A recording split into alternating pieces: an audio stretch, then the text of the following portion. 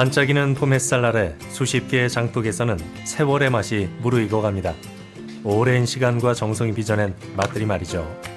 숱한 세월을 거치며 깊어지는 장마처럼 시간이 주는 추억이라는 선물이 있는데요. 오늘은 허진 대표가 추억의 선물 보따리를 풀어낸다고 합니다. 작년 이맘때 생각이 나요. 오늘 또 음식에 하려면 이런 조미료가 기본이 아니겠어요? 그래서 간장도 나왔어요. 오늘은 어떤 음식 준비하셨나요? 뭐 아직까지는 뭐 누구를 위해서 음식을 했지만 오늘은 저를 위한 밥상. 좋아요. 제가 평상시에 뭐 나 혼자 챙겨 먹기에는 좀 그렇고 미적거리면서 아직까지 못 해먹은 적인 게 있거든요. 그래서 오늘은 딱 내 입에 맞는 밥하고 뭐 국하고 뭐 반찬 한 가지 뭐 이렇게 해서 나만의 밥상을 한번 차리려고요. 이게 더 기대가 돼요.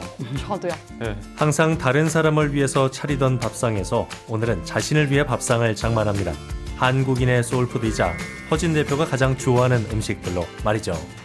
선생님 좋아하는 음식 뭘까요? 평상시에 저는 뭐 항상 뭐 이 밥에 돼지고기를 먹고 자란 사람은 아니지만 이게 이제는 즉 내가 말하는 남한이라는 이런 곳에 와가지고 뭐 잡곡밥도 그때 일을 생각하면 먹기 싫어 하고 안 먹고 있었어요. 근데 제가 1년이 넘도록 방송을 하면서 생각한 게 내가 누구를 위해서 밥을 차려봤지만 아직까지는 뭐 사랑하는 나를 위해서 차려본 적은 없었구나 싶어서 오늘은 제가 제일 뭐 저쪽이나 이쪽에 있으면서도 있고 살면서도 항상 우리 이런 거를 먹고 살았었구나 하는 그런 음식이 있어요. 그래서 제가 오늘은 저를 위해서 제가 제일 좋아하는 감자밥, 그다음에 우리 북한 사람 하게 되면 또 제일 좋아하는 명태 있잖아요. 그래 명태 반찬 된장국 해가지고 오늘은 저를 위한 밥상을 차리겠습니다. 요즘에 소울푸드라고 하더라고요. 화려한 음식보다는 추억이 깃든 음식들로 나만의 밥상을 준비합니다. 그 첫 번째 요리는 감자밥인데요. 1회부터 감자사랑이 남달랐던 허진 대표. 맞아요. 감자밥은 요즘 말로 하면 허진 대표의 최애 음식입니다.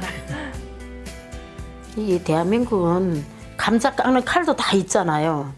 근데 감자 깎는 칼로 깎아도 되기는 돼요. 근데 우리가 이렇게 겨울을 나는 감자는 홈이 깊고 군데군데 이렇게 감자를 캘 때 막 쏟으면서 이렇게 멍든 데도 있으니까 될수록이면 묵은 감자 같은 거는 이렇게 칼로 깎아서 이런 건 좀 도려내면서 먹어도 되니까 이렇게 조금씩 이렇게 도려내고 먹는 게 좋을 것 같아요. 이번에 저장 감자들 많이 사셨잖아요. 팁이 될 것 같아요. 감자를 숭덩숭덩 잘라주는데요. 지금이야 감자가 별미라지만 주식이었던 때가 있었습니다. 늘 끼니 걱정에 애를 태우며 살았지만 감자 서너 알만 있어도 반찬 걱정을 덜었는데요. 하지 감자를 캐기 전 저장해 두었던 묵은 감자는 싹이 난 부분만 도려내면 훌륭한 식량이 됩니다. 이거는 지금 햇감자가 아니고 작년 감자예요. 그러면서 분 같은 것들이 꽉 물고 있어서 좀 단단해요. 그리고 한국 같은 경우에는 우리가 압력밥솥으로 하기 때문에 같이 익지만은 이런 소시사 할 때는 같이 안 치면 감자가 안 익죠. 질감이 다르군요. 설 익은 감자조차도 탐이 났던 시절, 밥이 채 되기도 전에 솥뚜껑을 열고 감자를 꺼내 먹다가 어머니에게 혼이 났던 기억이 아련한데요. 쌀보다 감자가 더 많이 들어간 감자밥은 어린 시절 질리도록 먹었어도 물리지 않는 그리움의 음식입니다. 뭔가 감자가 쌀로 익어가는 숨긴 것 기다림의 같아요. 시간도 즐거운데요. 안에 쏙 품고 있죠. 저렇게. 네. 봐봐, 너무 잘 된 거예요. 감자 봐요.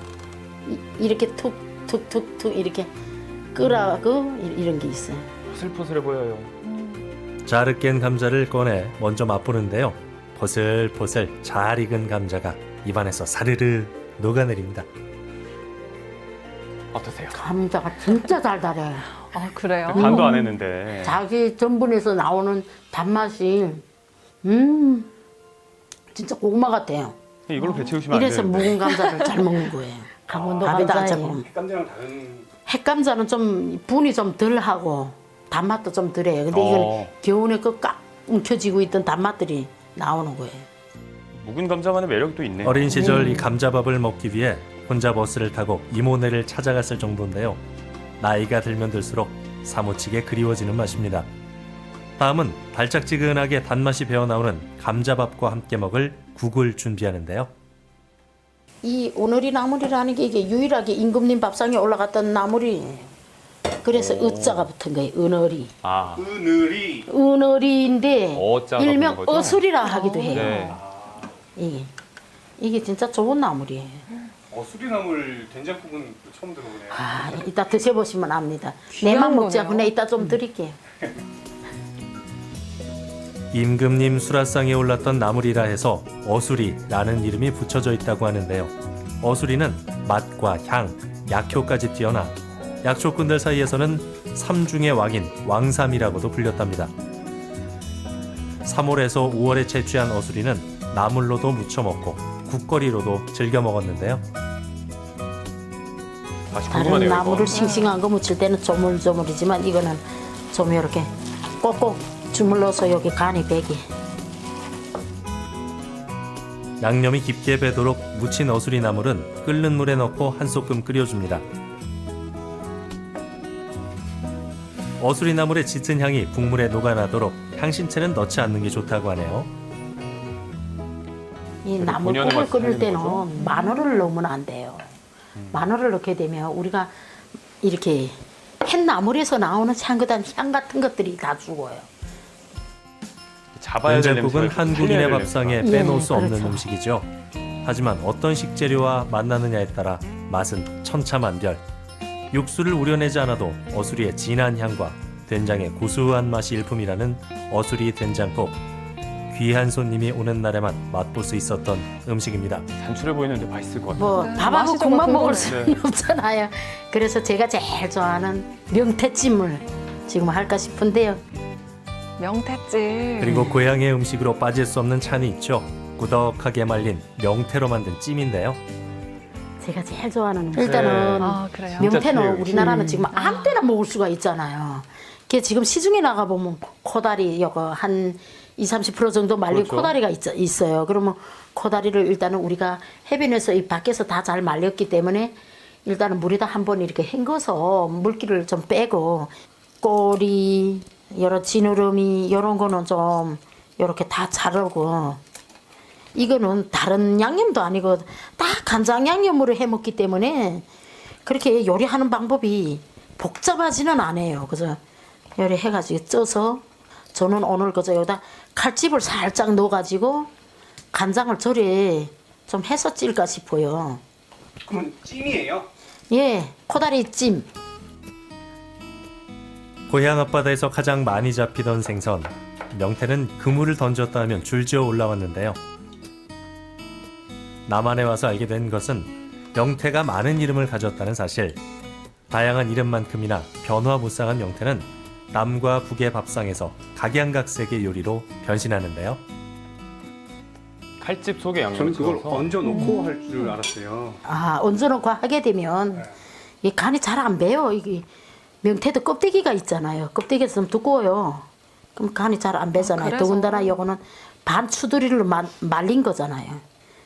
생거 같으면 몰라도 반 추두리를 말린 거기 때문에 이렇게 해놓고 찌면 맛있죠. 찌면서 양념이 더 배게. 자, 이제 양념을 바른 모양도 명태는 예뻐요. 찜기에 쪄내기만 하면 완성되는데요. 평범한 국과 반찬이 전부지만 매일 먹어도 질리지 않는 어머니의 음식처럼 헛헛했던 속을 든든하게 채워줍니다. 정갈하지만 소박하게 차려낸 밥상. 자신만을 위해 차린 밥상 앞에 막상 앉으려니 쑥스럽기도 하고 좋기도 하고 기분이 어색. 오묘합니다. 빈자리가 유독 눈에 띄는데 오늘따라. 이렇게 살다 보니까 또 나를 위해서 이렇게 밥상을 또 차려보기는 또 처음이에요. 약간 오늘 1인 방송 하시는 것 같아요. 다른 사람을 위해 차리던 밥상에는 정성을 쏟아부어도 내 밥상만은 늘 박했습니다. 냉장고에 있는 반찬으로 대충 때웠던 한 끼. 하지만 오늘은 소중한 추억들을 떠올리며 정성을 다해 만들었습니다. 야, 내가 그저 내 혼자서 먹자고 이렇게 막 밥을 해서 정성을 다해서 이렇게 해본 적이 없어서. 근데 지금 먹어보니까 그래도 이런 먹었던 옛날에 내가 이런 감자밥에 이렇게 시라지국 막 이렇게 해서 먹었던 생각이 또 조금 눈물이 날라고 그러네요. 아유, 눈물 부자 허진 선생님. 하나하나 추억이 있어 더 귀한 밥상인데요. 잊고 지냈던 고향 음식을 만들며 마음은 어느새 그 시절로 돌아간 듯합니다. 포식당을 하면서도 늘 그랬는데요. 허식당이라는 이름을 걸므로 해서 내가 빼놓고 잊어먹었던 소중한 사람들, 대학 교수님들, 내가 10년 동안 살아온 여기에 발붙일 수 있도록 도와주신 분들, 귀중한 분들한테 인사를 할 수 있게 나를 사람답게 지나간 일들을 돌아보며 살 수 있도록 도와준 그런 허식당 간판이 아니었었나. 정말 고마웠습니다. 저희도 감사했습니다. 뭉클해요. 그 어느 때보다 반가운 소식이 간절했던 겨울날이었습니다. 우연히 찾아온 제작진과의 인연을 시작으로 남과 북, 희망의 꽃을 피워냈는데요. 닮은 듯 다른 문화를 가진 남과 북, 그 거리를 좁히기 위해 통일 전도사로 나섰던 1년의 시간이 인생의 큰 선물이었습니다. 고맙지만 감사의 마음을 전할 수 없었던 분들에게 밥 한 끼를 대접할 수 있었던 소중했던 날들. 어설픈 요리지만 뭐 1년이 넘도록 이 시간을 기다리며 사람마다 전화해서 왜 이번 주는 안 나왔어? 이럴 정도로 관심을 가져주신 시청자분들한테 너무 고맙고요. 그러나 뭐 오늘이 이 방송이 끝난다고 해서 뭐 허식당은 그렇게 끝나는 게 아니라 맞아요. 허식당은 허진이 밥숟갈을 넣을 때까지 쭉 그냥 아름다운 밥상으로 거듭날 마음이 겁니다. 놓이네요. 기다려주세요.